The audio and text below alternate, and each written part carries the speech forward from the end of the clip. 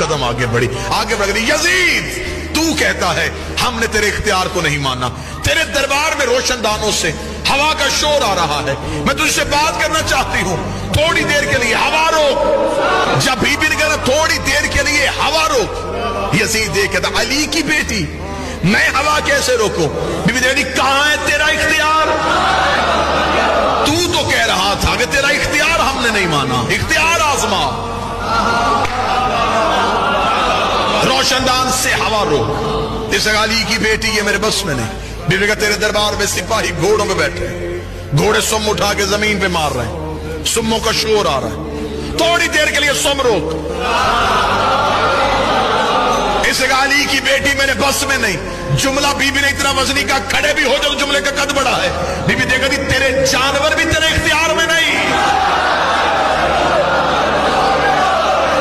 تو انسانوں پہ اختیار کی بات کر رہا ہے, تیرے تو گھوڑے تیرے اختیار میں نہیں. یہ کہنے کے بعد بی بی کا تیرے دربار میں اونٹ کھڑے, اونٹ گردنوں کو ہلا رہے ہیں, گلے میں گھنٹیاں ہل رہی ہیں, گھنٹیوں کا شور آ رہا ہے.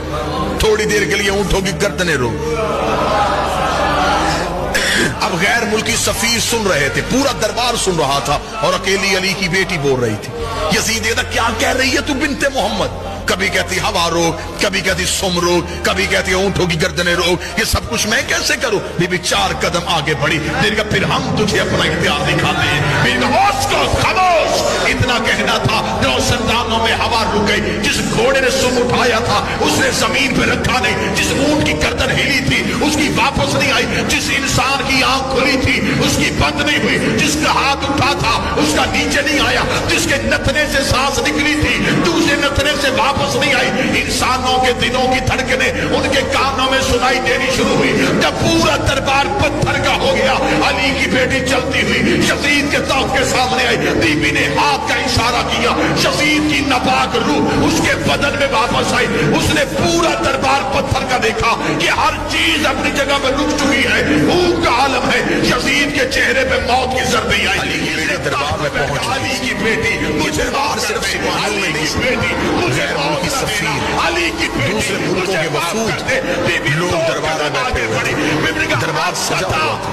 ان وفود میں ان غیر ملک قیامت سے پہلے ایک ایسا زمانہ آئے گا کہ اللہ تعالیٰ اس دنیا سے مسلمانوں کو ختم کر دے گا. اس کے بعد 40 سال ایسے گزریں گے جس میں کسی کی بھی اولاد نہیں ہوگی, یعنی 40 سال سے کم عمر کا کوئی بھی زندہ نہیں رہے گا, اور دنیا میں کافروں کی تعداد بڑھ جائے گی اور مسلمان سب مر جائیں گے. پھر اس کے بعد کافر لوگ اپنے کاموں میں مشغول ہو جائیں گے. پھر ایک دن اچانک اسرافیل علیہ السلام سور پھونکنا شروع کر دیں گے. شروع میں تو اس کی آواز کم سنائی دے گی, لیکن بعد میں یہ آواز اتنی تیز ہو جائے گی کہ لوگوں کے کان اور دل پھٹنے لگیں گے اور لوگ مر جائیں گے. آسمان, زمین اور پہاڑ, یہاں تک کہ سر اور حضرت اسرافیل خود بھی اور تمام ملائکہ بھی مر جائیں گے. اس وقت اللہ تعالیٰ کے سوا کوئی بھی باقی نہیں رہے گا.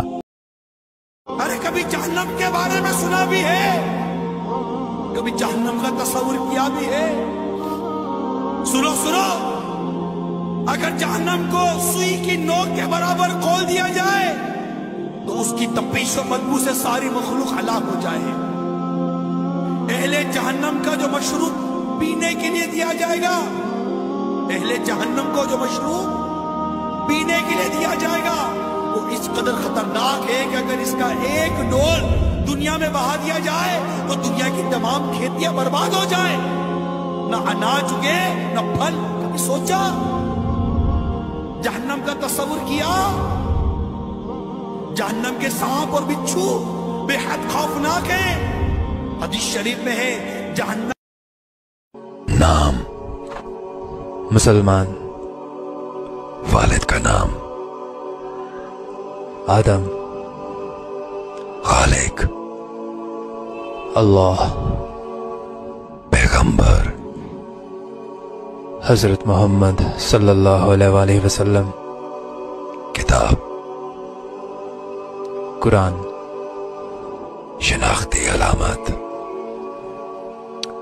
لا الہ الا اللہ محمد رسول اللہ, مذہب